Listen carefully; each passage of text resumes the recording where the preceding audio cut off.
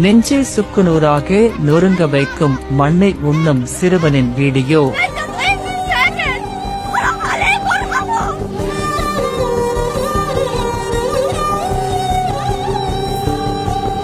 இஸ்ரேலின் தொடர் தாக்குதல்களால் உருக்குலைந்து போன காசாவில் எஞ்சியிருக்கும் உயிர்கள் படும் துயரம் வார்த்தைகளால் விவரிக்க முடியாதது. ஒவ்வொரு நாளும் உணவிற்காக போராடும் இம்மக்களின் அவலநிலை காலப்போக்கில் சாதாரணமாகி போனது காலத்தின் கொடுமை. போரினால் பாதிக்கப்பட்டு ஒரு சிறுவன் பசியால் மண்ணை உண்ணும் காணொளி தற்போது உலக மக்களின் மனசாட்சியை உலுக்குகிறது.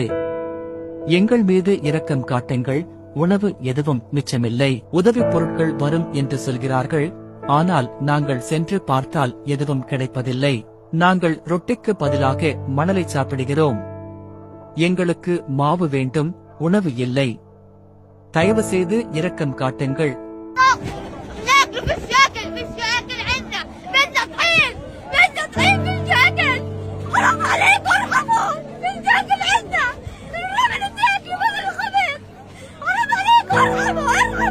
கண்ணீருடன் கதறும் அந்த சிறுவனின் குரல் காசாவின் உண்மை நிலையை வெளிப்படுத்துகிறது. இவர்கள் ஒவ்வொரு நாளும் மிகுந்த சிரமத்திற்கு பிறகு பெரும் ஒரு சிறிய ரொட்டி துண்டின் விலை இந்திய ரூபாயின் மதிப்பில் 495 ரூபாய்க்கும் அதிகம்.